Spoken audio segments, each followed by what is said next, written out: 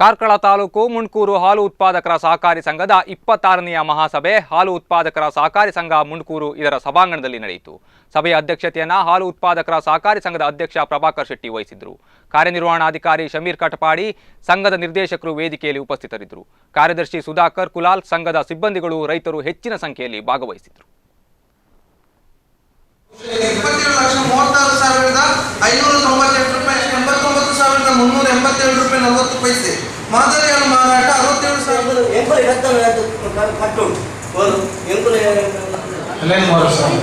ಈಗ ಹೂವೆ ಕೊಂಡು ಹೋದ್ರು ಇಂದು ಉತ್ಪನ್ನ ಆಧಾರ್ ಲಿಂಕ್ ಆಗ್ತದೆ. NPC Aadhaar link